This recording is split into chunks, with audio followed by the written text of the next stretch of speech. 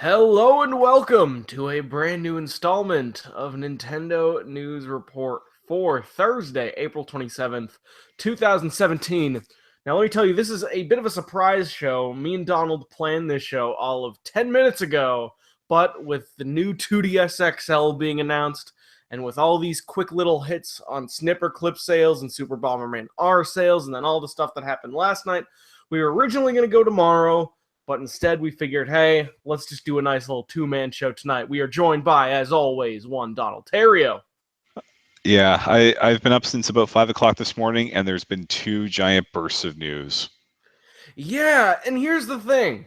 These aren't necessarily the most groundbreaking pieces of news in the world. This isn't like when Mr. Iwata passed a couple years ago. This isn't like the Nintendo Direct that just came out. This isn't even on the level of some of these that have come out on the past, some of these financial results. But because there have been so many little news bursts that are all worth talking about, it's kind of puts your head in a spin. Yeah. Yeah. Well, I think we should just talk about the big story first. Nintendo announced that for the first time, Pikmin will actually launch with a Nintendo system. Because on July 28th, 2017, the new Nintendo 2DS comes out with nice fat screens. It's $150. 150 US, it'll be 200 Canadian, which is down from 250 that I paid for this thing no less than 3 weeks ago. Ooh, which I feel bad about you. I feel bad for you because you seem like one of the few people I know who are like, oh, he totally would have went for this thing Oh over the yeah, new 3DS XL. I would have gone for it just because it was cheaper, but I never used the 3D on my 3DS anyway, so I might as well have a 2DS with a clamshell. And it seems like there's still a small chance that you could go about trying to trade this thing for a less expensive system down the line. Yeah, I think based on previous history, I think my local boutique of electronics will probably be running some sort of promo for this thing in July that I can use to. I still have my old beat up Monster Hunter model, so I can just trade that in and get a good chunk of that $200 down, so I can go out and buy that on the last Friday of July. Axel Felix calls the new Nintendo 2DS XL a big W for Nintendo, and I have to agree because if you look at this thing, it looks freaking slick. It's basically the 3DS XL, except it's in 2D and it's less expensive and it looks cooler, which is especially exciting because the 2DS was never a very beautiful It system. it was functional but not elegant. Like it Exactly. was an axe. It looked like an axe handle or the axe bit. I know, and Now, I used it yeah, for a while. It was a fine piece of kit, but I really missed the clamshell. Wario64 just posted the specs. Let me see if it's the exact same power. New, Uh, Battery I think is a little bit lower because I guess because they don't have the 3D on, they can skimp on the battery a little bit, maybe make it a little slimmer. But most importantly, it comes with an AC adapter in the box. hmm. Wait, let me see. Upper graphics display. Widescreen LCD display capable of displaying approximately 16.77 million colors at 400 by 240 pixel resolution. Now on 3DS XL. Oh, okay. No, it's the exact same thing. I saw 800 by 240, but that's just because it's two different images at once for Right, each the eye. the 3D But effect. it looks like it's the exact same power. It has the exact same boost as the 3DS XL. This really is just a sleek looking 3DS XL without the 3D in it. And it comes with an AC adapter, which I suppose is nice. It's That is a also big deal. it's also available for pre-order up at GameStop right now. If you're looking to get one, feel free to leave this in another tab and order your system on GameStop while we talk about this sexy news. I think it's smart that they're going to be launching this with Hey Pikmin because Pikmin is one of the only Nintendo 3DS retail games I've seen that has no 3D in it whatsoever and does not even try to have any 3D. Yeah, that was one thing we noticed when the box art came out after the Nintendo Direct a couple of weeks ago, that it doesn't mention their 3D on there for some reason, and now we know why. Although in Japan, it's launching with Hey Pikmin and Ever Oasis, and in North America, no word on Europe yet. It's going to be launching with Hey Pikmin and Miitopia. That is a very interesting way to go into a revision launch. Wait, Miitopia is also July 28th. July 28th in North America, yes. We haven't heard from Europe yet. Ever Oasis is June for us. Okay, so we actually get it a little bit earlier. Yeah, Japan gets it on the 13th with Ever Oasis and Hey Pikmin, and then 2 weeks later they get Dragon Quest XI. We're getting a turquoise blue and black version of that system, which looks really nice. The buttons are blue, but Japan is also getting a cool orange version of the system. I think orange and purple systems are very underrated. Now, there's no purple new 2DS XL yet, but if orange happened, I'm guessing if an orange and white one happened, that this sort of creamsicle color, I'm guessing a purple one may be on the way. You know what it looks like? I'm looking at the orange new 2DS XL right now, and it looks like if you bite the top off a creamsicle and then look down at the pop, where you can see the orange highlight and then you can see a vanilla creamy white coloring in the middle. That's what the Japanese one looks like. The box is also cool because it's a tall box. It's not like a wide box. It's more height than length this time, which is a very interesting design choice on Nintendo's part. Let's see. Anything else for this system, Donald? It has Amiibo. It looks like it's got everything. It's basically, as I said to Zach on Twitter, it's basically a new 3DS just without the 3D. And that's really all I needed. Yep.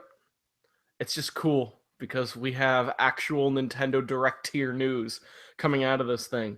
We usually get one every single one of these. Usually there's what, 2 or 3 of these a year, or is it 4? Is it quarterly or quarterly? biannually? Quarterly, 4 to 6 a year, depending on how many they go through with the how many they have to go through before E3. I'd say probably 2 of these a year have like actual news of this tier, and 2 of them don't. So a 2DS XL is a nice thing. That's all from the actual 2DS part, but there were some other news beats that we should talk about. Switch. This all came out of Nintendo having their shareholder meeting following the release of their earnings, which we'll get to. But they announced this thing literally in the shareholders meeting. Exactly. And this is all super hot news. We heard about all this in the last hour. Okay.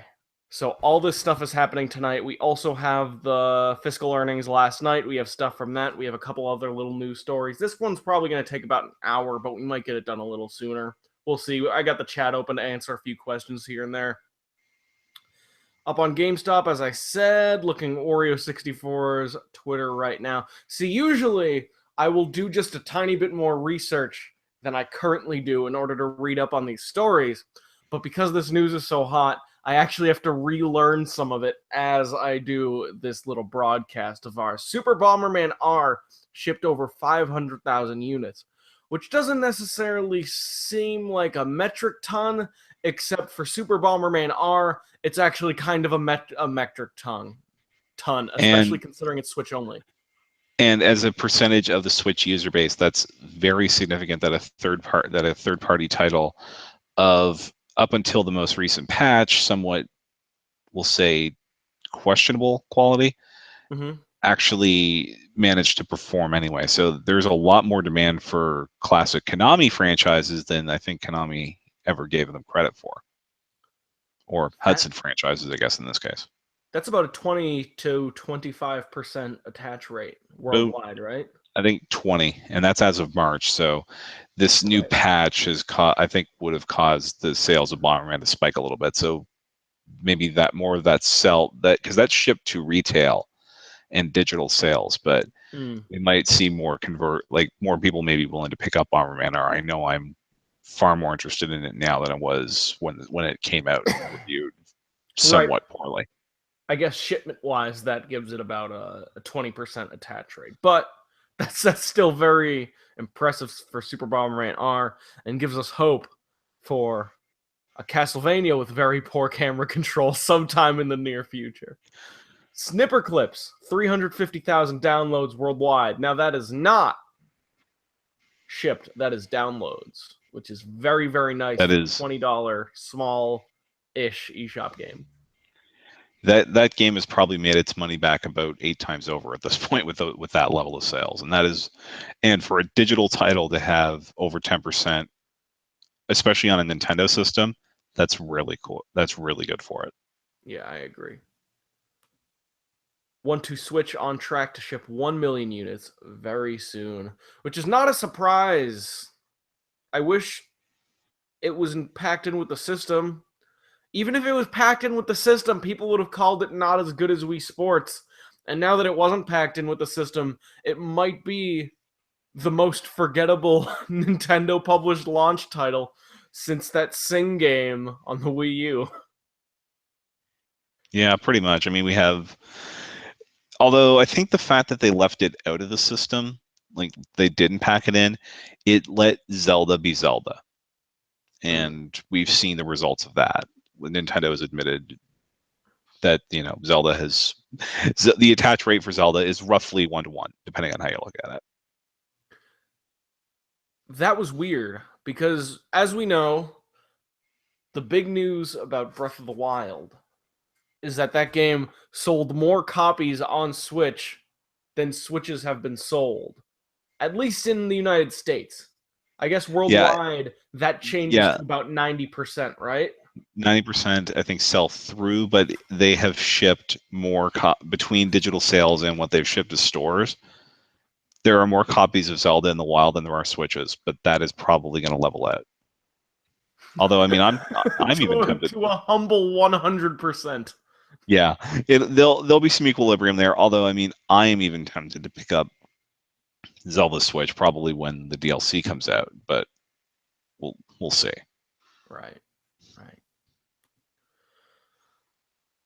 On E3, their last little point before they concluded the presentation, they said, during this period, we will achieve strong results through 3 major initiatives: establishing Nintendo Switch, maintaining Nintendo 3DS momentum, and continuing our smart device business. We will also push forward on our goal to expand the number of people who have access to Nintendo IP. Basically, they're just saying mobile and then 2 systems and Switch and whatever. Finally, the video game trade show E3 will be held in Los Angeles this June. Again this year, we will not be hosting a large-scale press conference for institutional investors, analysts, and the media. Nintendo of America will present further information on our plans at a later date. There are multiple ways to read this, Donald. We could read this the Nintendo way, which is they're completely oblivious once again, and they're just like, or not oblivious. Maybe aloof is the word I'm thinking of, because Nintendo is generally very smart, and maybe they were ahead of the curve by not making a huge splash at E3. But what they specifically say is, again this year, meaning it's consistent, we will not be hosting a large-scale press conference.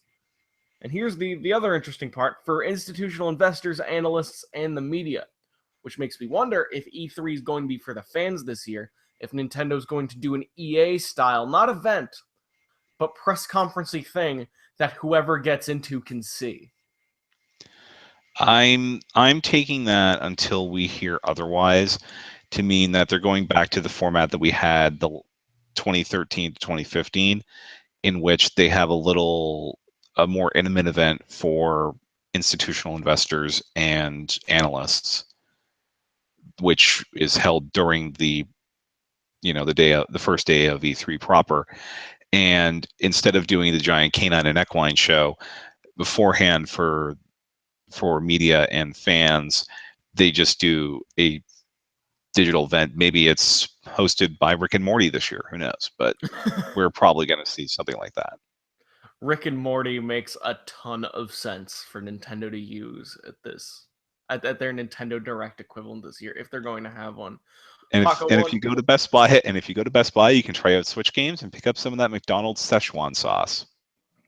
Pocket 158 asks, did you see new 2DS? Yes, we did. We talked about it at the beginning part of the show. You can listen to us by either going back or by listening to us on iTunes when the audio version of the show comes out in the next day or two. Mudkips reminds us that Mario Kart 8 comes out at midnight tonight, assuming Nintendo remembers to put Mario Kart 8 Deluxe out at midnight tonight.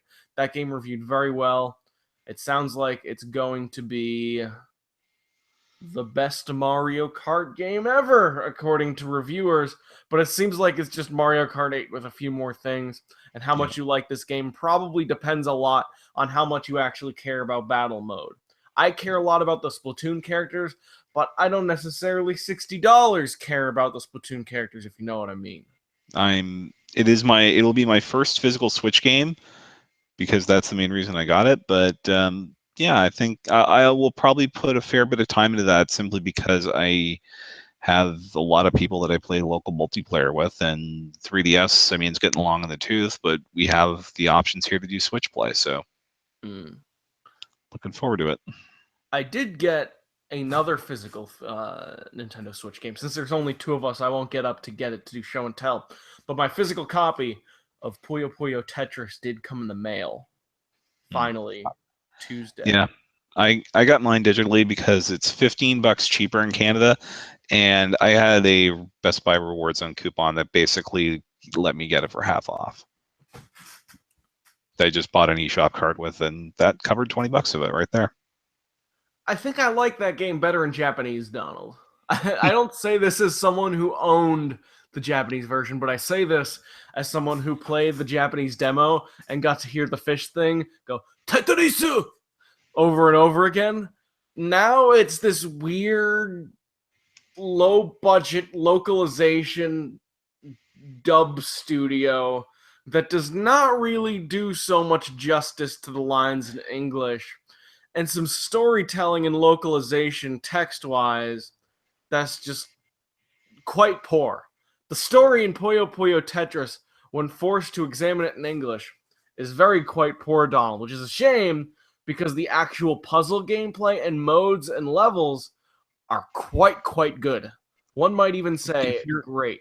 If you're playing Puyo Puyo Tetris for the story, you're doing it wrong. I'm sorry. Yeah, I guess I'm really struggling with the presentation and the voices during the game. There's a code to unlock everything out there already, so you don't even have to go through story mode if you want everything. Are the Japanese voices included in that unlock everything code? I don't recall. I still have to put it in. Because I kind of want Tetrisu. I don't necessarily want Tetris. Well, like all the characters on the Tetris side are doing. That's some real bad character design, Donald. They're kind of funny when it's in Japanese and you can't really understand it, but I'm not really into the character designs or the story or the style that the localized version of this game has to offer. It reminds me actually of Disgaea's story. which might make a couple people upset, and I'm sorry. I'm not a big enough fan to actually fully, but the reason why I stopped playing Disgaea 4 when I started was because the localized voice acting was very hard to deal with. The character design was very hard for me to deal with, and the jokes and the humor and the character writing, I'm going to be polite and say they did not gel with me at all, and I got a very similar feeling when I was playing Puyo Puyo Tetris. But the puzzle gameplay is excellent, and I am going to keep playing, even though the game likes to constantly remind me just how bad I am at Tetris. Not because the game says anything, but because I'm just really bad at Tetris. I'm pretty good at Tetris. Puyo Puyo, I'm still struggling with. I'm actually better at Puyo Puyo part than I ever was, which I'm very surprised by because I think that was the first time I've ever picked up Puyo Puyo in any in any extended capacity. I do have experience with Dr. Mario, but not Mean Bean Machine.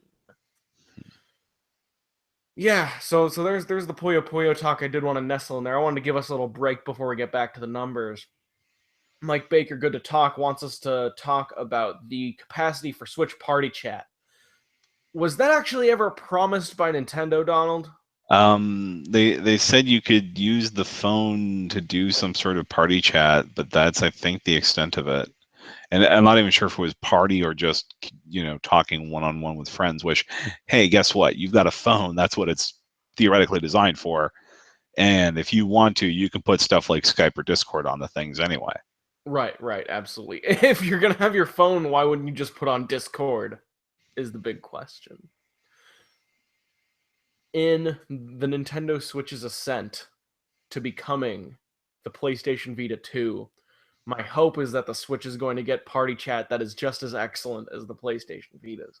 Say what you want about the Vita. I'll say a lot of nice things about the Vita.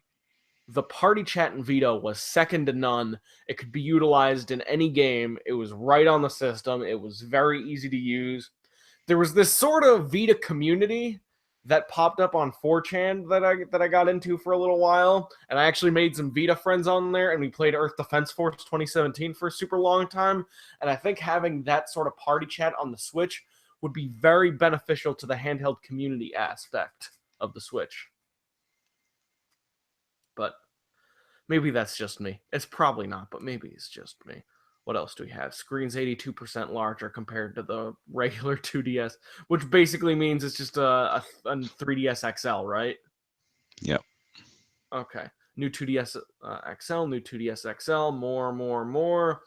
And I guess that covers just about everything from tonight's news, right? Yeah, unless there's going to be some other bomb that comes over from the shareholders meeting, which I'm not seeing right now, then I think we can jump back about 20. We can jump back about 18 hours here to cover some of the stuff from earlier today. Is the Q&A stuff happening as we speak? That's probably going to come out in the next few days, but unless something really, I think this was more like a here talking to the investor conference of here's our plans, here's how we did, here's how much these games sold in the first quarter of the year, which was actually pretty.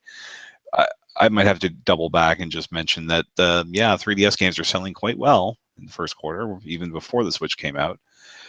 But yeah, if we get any Q&A, it'll be next week, sometime before it's available in English. Okay, we'll be talking about the numbers in just a second.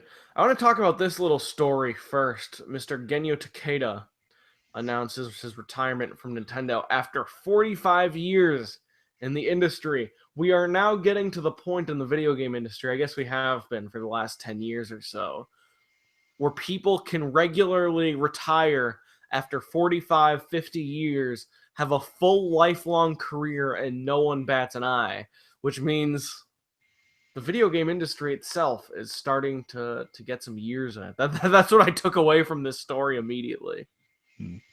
Yeah, and Takeda, I mean, he was a lifer at Nintendo, like we said, 45 years with the company. His main thing was hardware. I think he designed pretty much a lot of Nintendo's later arcade hardware, as well as pretty every home console from the NES up through the Wii U. So it was weird seeing like he was credited for like every different thing and everyone who was writing about him today. Like I saw Eurogamer, I think, credit them for the analog stick, and another site credit them for the GameCube, and another one for the Wii and the NES and all that. But he was also a pretty fun game designer with things like Star Tropics, and he was the inspiration for the Punch Out series. He's one of the Even though old he, guard at Nintendo. yeah, Yeah. he was his last position was an executive level role as a hardware fellow, in the same way that Shigeru Miyamoto is a software fellow at Nintendo now. Mhm. His replacement to the board is going to be Ko Shiota, who worked under Takeda in Nintendo's internal R&D on the Wii and the Wii U. How old is Mr. Genyo Takeda? Do you know? I believe he was in his. I want to say he was in his 20s when he joined Nintendo, so he'd be in his late 60s now, which is typical retirement age. I don't know if it's because they use makeup whenever they get on camera, but every single old person at Nintendo looks incredible for their age. Like 10 to 20 years younger than you would expect. Even Hiroshi Yamauchi, the pictures you saw of him that were the closest to his death, he still looked 10 years younger than he actually was at the time of those Yeah, photos. And he's the oldest dude. I'm very some they gotta have some elixir somewhere, but maybe it. yeah. Maybe they bottled that and sold it with copies of Wii Fit, which is to explain why that thing sold like 40 million copies or whatever it was. If that happened, then Wii Fit would have actually worked long term for some people. I think I know a person or two who Wii Fit actually did work for in some small extent. Yeah, it worked pretty well for my mom. So Really? much so that she bought me a copy of it. Huh. That's got to be a little backhanded. She's We like, would "Hey, love Wii Fit. you laugh, but I turned it into Wii Fit Plus." So Okay, yeah. There you go. Cherry Goblin asked the very Nintendo related question: is Freedom Wars a good game? I actually started playing it. I played about 2 hours of it. I bought it on day one, I think. And it's kind of like a lesser futuristic Monster Hunter yeah, with some awkward controls in true portable Monster Hunter fashion. you got your claw on in that game. I think the metagame part of it, where you represented a certain city of the world, was kind of interesting. But it unfortunately, because it was a 2014 Vita game, there wasn't enough there to explain it. Like I think I was the only person in. I was like the only person I know who actually represented Edmonton because my brother lives there. We got from Rizza. I just thought this was funny. He just said Tezuka looks old as fuck. he's referring to Mr. Takashi Tezuka, sort of the face behind the Yoshi games as they exist today, as well as a lot of the new Super Mario Bros. Games. I look at him, I guess he looks a little older than 56. And I'm guessing the picture I'm looking at now is not necessarily from today.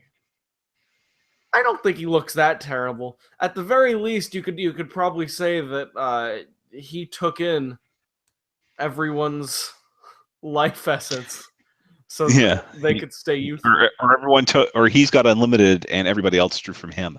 It's almost poetic that Yoshi's Island stars Baby Mario, but the face of those games is in fact the oldest looking man at Nintendo. What else do we got? Lazy Tube, Monster Hunter has awful controls with that little 4chan green text arrow saying unsubbed, jokingly little smiley face with the pointy arrow. I'll have you know, Lazia, those Monster Hunter controls are a struggle on PlayStation Portable. I did not necessarily mean 3DS. On 3DS, I played Monster Hunter 4 Ultimate actually using the touchscreen camera controls. I had a new 3DS XL at the time, and I still used the touchscreen controls because for whatever reason it felt more natural. Rizza clarifies that he was kidding. I know, so are we. Neither of us are kidding. Dale Ailing says Wii Fit didn't work for me. Too slow of an impact, I guess. That was what I noticed. I ended up utilizing Wii Fit U, which was that Wii Fit Plus. Oh no, yeah, No, that was yeah, I Wii Fit turned it U. into Wii Fit U. Yeah, because you just had to buy the speedometer or the odometer. Right. When I was a chunkier Alex a few years ago, and if you go to the earlier episodes of the show, and in fact the earliest one of these we did, which was November 2014, which you can see particularly chunky Alex. I did use We Fit You to see if that would help ease my situation and help me lose a little weight. But I found that the caloric weight loss was very slow, which is not necessarily a problem because weight loss takes place over a long period of time when you do it safely. It's just I guess I used We Fit You expecting it to be a substitute for regular exercise and eating well, and it didn't help me. And then what ultimately helped me was not using We Fit You, but just exercising and eating better than I did before. So if you look at We Fit You as a one-stop shop, like, oh, I'll play a video game for a half hour a day, and then I can just live my life as normal, you're not going to lose any weight whatsoever. But if you eat better than you did before, add in a few more vegetables, drink 96 ounces of water a day, and then maybe walk the dog a little more often than you may have before, maybe even go to the gym and start doing some back squats, start doing some deadlifts, start doing some flat bench, maybe, just maybe, We Fit You can help supplement your journey. Chair Goblin says, We Fit helped me. I'm very good. I'm very glad to hear that. I'm very glad to hear that anything helped anyone because we're all going to make it, and I want us all to be healthy. Miles Dolding once again asked, did you talk about 2DS yet? Yes, we did. Turn back to the very beginning of the show. We talk about it almost immediately.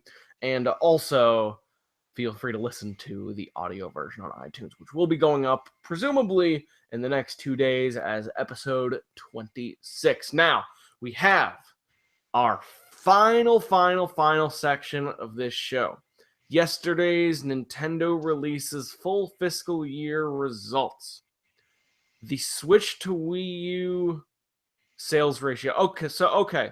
The Switch sold about 4 times better than the Wii U in the same time period is the big story from this. Isn't that right, Donald? The fact that the Switch they shipped 2.76 million Switches in 1 month, and they did about 760,000 Wii U's in what's supposed to be a 12-month period, but realistically is about a 7-month period because they basically stopped shipping the things after October. Really? Yeah. What were the other big highlights from this? Because it feels like there's a lot of stuff, but not all of it is necessarily important to talk about on the show. We're in no rush. It's just some of it just seems not as significant. Parse this out for me, Donald, because I know you wrote this story.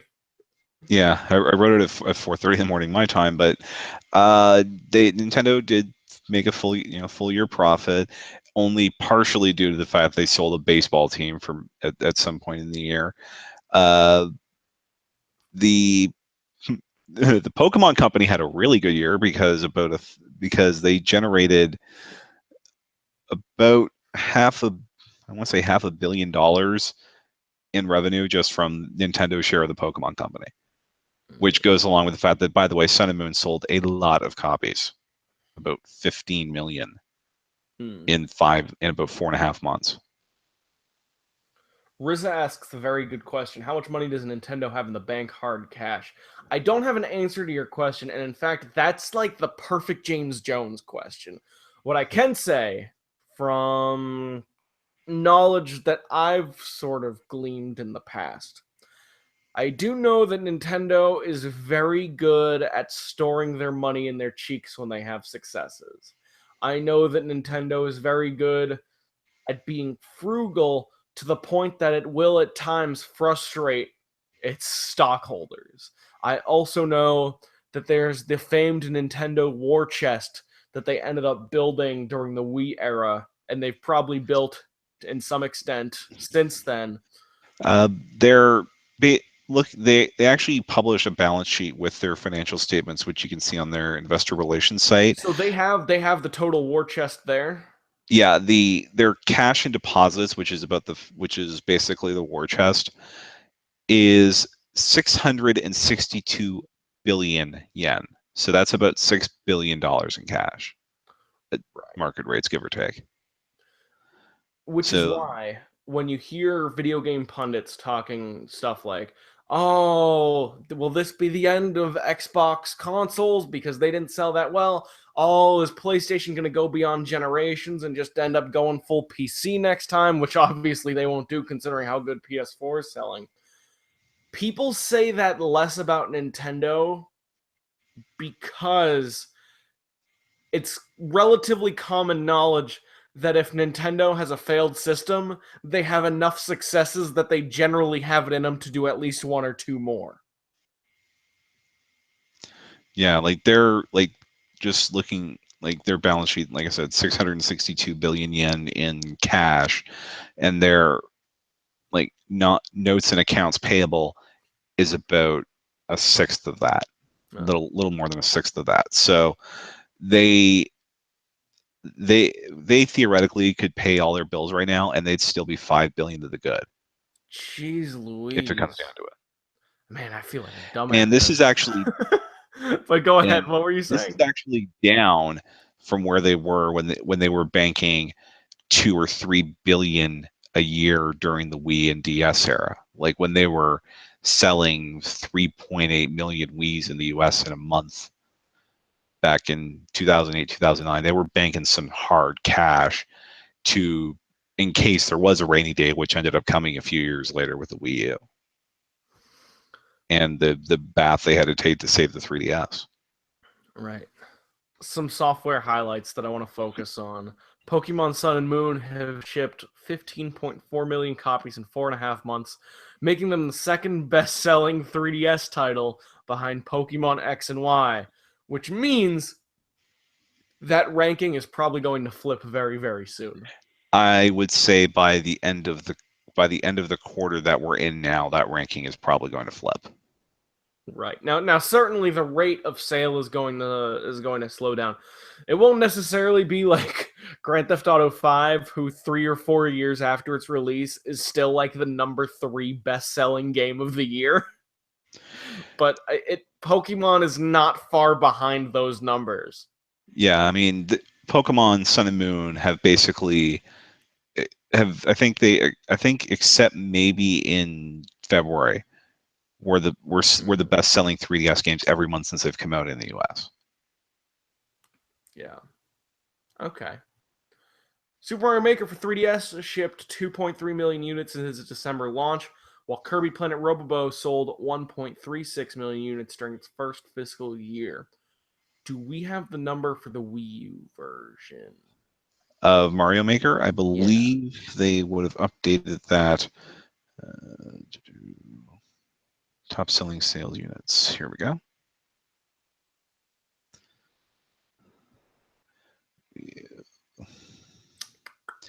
Because I'm pretty sure it was okay, yeah, it's just under 4 million. Oh And wow. and it was out for 15 months more than the Mario Maker 3DS.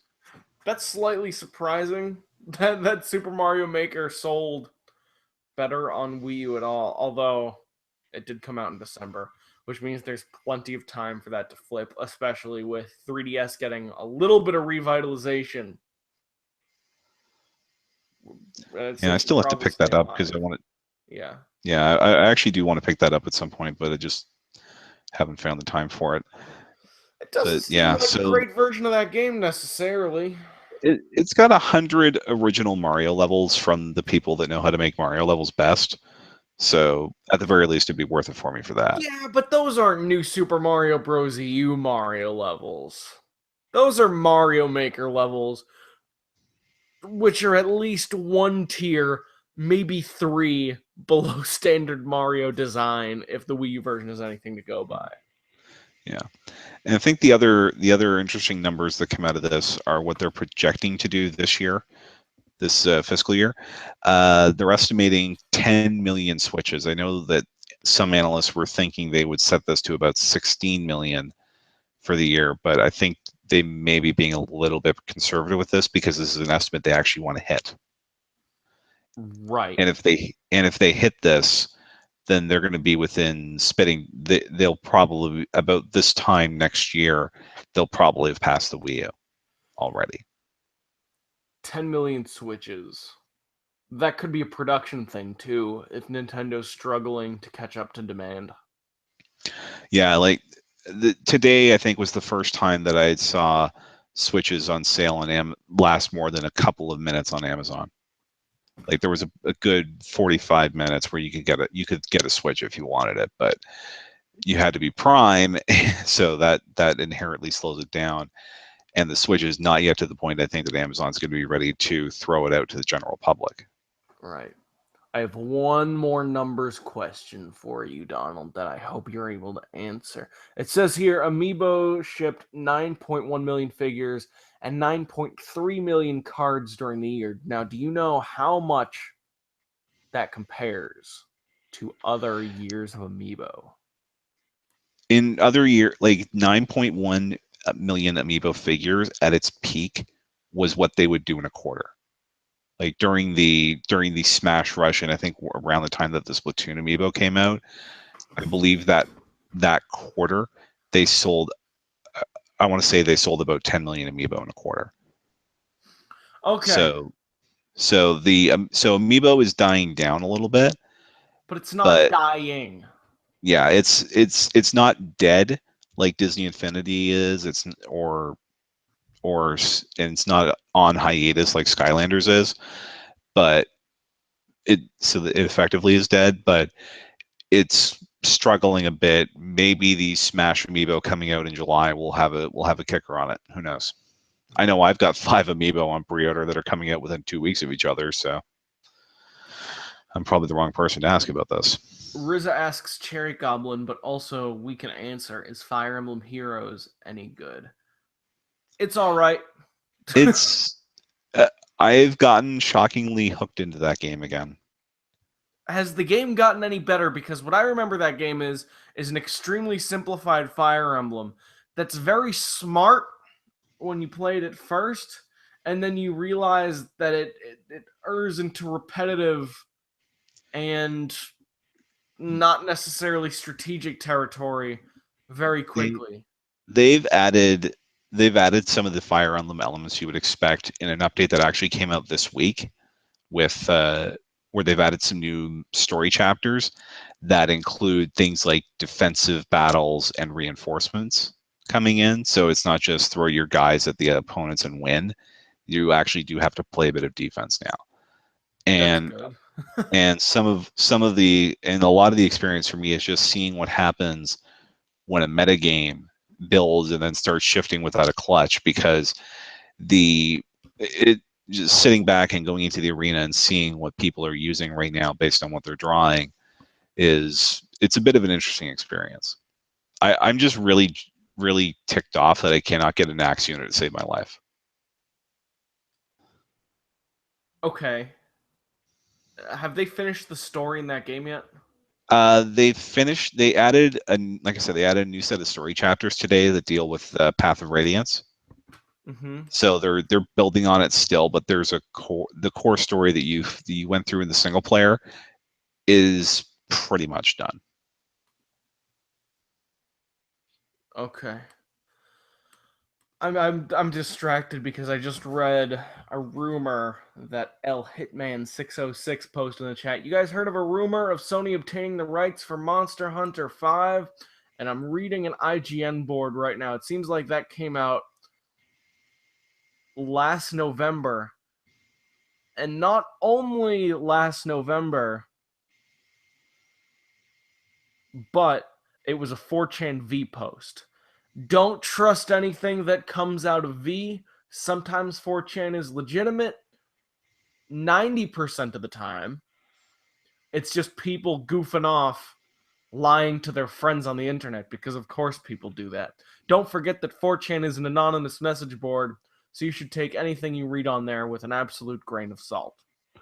Yeah, and I mean we have the recent statements from higher ups at Capcom when they were asked about a Switch version of Monster Hunter. They say we hope you enjoy it on 3DS first. So that leads me to believe that Monster Hunter 5 or whatever the next big Monster Hunter game is following Double Cross is at worst 3DS/Switch, if not a Switch game entirely.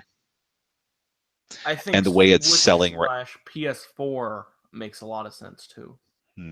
It's just I wonder if they want to keep the if they made some sort of deal with Nintendo and the way that the Switch is selling right now in Japan, where it's basically doubling the PS4 every week and eating into that whatever lead the PS4 has very quickly. They could be inspired to say, you know what, the user base is big enough on this system for a hardcore game like Monster Hunter. Let's just do it there because it's cheaper. Now, RZA, if Sony gets Monster Hunter rights, then R.I.P. Monster Hunter, it will go to shit. I don't necessarily think that's the case. I think Sony is generally good with their exclusives. I think the problem is the idea of Monster Hunter not staying portable. Because, like Animal Crossing, Monster Hunter has found its new home in the portable space. There's room, and I think there should be a home console version of Monster Hunter, whether that's on the Switch or the PlayStation 4, or even hopefully the PC, which I am building this weekend that I'm very, very excited about. A sort of 120 frames per second fresh 1080p version of Monster Hunter would also be pretty sick. I think the problem comes in if there's no portable version of that game, that it may indeed be a lesser experience. But Yeah. Monster Hunter 3 came out on Wii U, and that game was sick as hell, so what do I know? Yeah, it's just that so much of the Monster Hunter experience now is getting 4 people with 4 systems in the same room and playing and doing the hunts that way. At least in Japan, where Monster Hunter is a big freaking deal, as opposed to the West, where we'd probably be more amenable to a console version. Also, I'm gonna have to ask RZA to slow his roll a little bit. He's saying it's just like Final Fantasy series. Square decided to dump Nintendo and go with Sony profits, and Final Fantasy has been terrible for over 20 years. Now, don't forget that Final Fantasy 13 brought us down the dark path of making Final Fantasy a multi-platform series once again, which wasn't a dark Square path Enix, and might be for the best. Square Enix just shot themselves in the foot. I don't know how much you know about Japanese culture, Alex, but I'm an expert.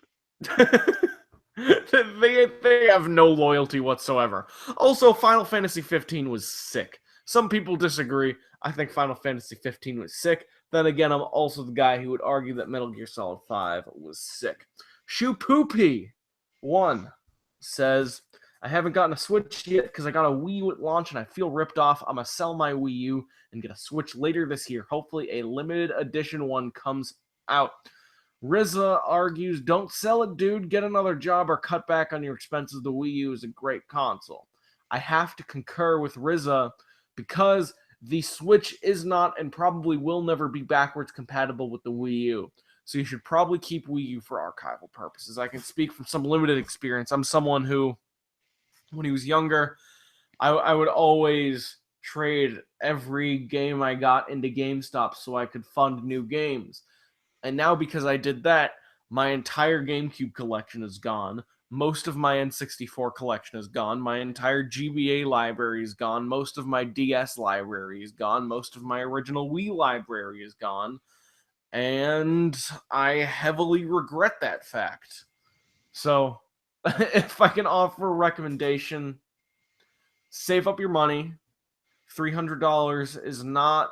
It's a good chunk of change, but it's not an insurmountable chunk of change. And whether it be through holidays or birthdays or whatsoever, if you get some kind of gift card, store them in your cheeks, and then get a Switch when they become more available. There's not that many games to play on Switch right now. There's some Nindies, which are great, and there's Zelda. But after Zelda, you don't really need a Switch that bad right now. That's not me being super negative. A Switch is not a necessary system to have right now, unless having Zelda is enough for you for months and months and months. We Unless don't know having how ARMS is yet. a We don't know how Splatoon is yet. I would say that as a next generation handheld, the Switch is a damn fine system already, between the fact that you have this super big Zelda game and Puyo Puyo Tetris for the multiplayer, and we've got an archival version of Mario Kart coming out in 35 minutes. Yeah. But yeah, if you're somebody who's looking at it as a Wii U upgrade, it's probably not there now, but it will probably be there by the summer. I think Splatoon 2 is going to do a lot to hook people into the system. Shoopoopy adds, well, all the games in the Wii U are coming out on Switch like Smash Bros. And Mario Kart 8. I don't see the point in having it. I should note Super Smash Brothers is not Confirmed. confirmed. It might happen. One might say it probably will happen, but it's certainly not confirmed. Mario Kart 8, it's the perfect version to have. But don't forget games like Xenoblade Chronicles X, a game that I didn't necessarily get into, but it was Donald's Game of the Year that year. You have Tokyo Mirage Sessions, hashtag Fire Emblem. You have the original Splatoon, which is almost certainly not going to get a re-release on Nintendo Switch. You have the best version of Mario Maker, and no matter what, the Wii U version of Mario Maker will always be the best version of Mario Maker because it's the system Mario Maker was made for. And then you also have a couple other games. You have Star Fox Zero, which I guess isn't making a case for me right now. You have New Super Mario Bayonetta Bros. 2. U, Bayonetta 2, Super Mario 3D World. Some good games on that Wii U. Am I gonna say it's one of Nintendo's best systems? No. In fact, I might say the very opposite. That there's some shade that one could throw at the Wii U relatively justifiably. But Shapoopy says, thanks, I'll keep it then. No problem. Get both. They're both fine video game systems. Play all the Nintendo games. Don't end up regretting it later. That's what I have to say. Wonderful 101 Deus Ex Hyrule Warriors. Dale notes in the chat. Donald, I think we have ran this show to its conclusion. I think we have said everything we need to say. Yeah. On the Nintendo 2DS XL, on these financial results, etc. Mm-hmm. And we, at this point now, it's more of we go into the waiting period for what is Nintendo going to do at E3? Like, aside from the fact that they're not doing the press conference, that could come tomorrow. That could come next week. We may not find out until the end of the month. They said weeks. They said coming weeks. They didn't say coming days.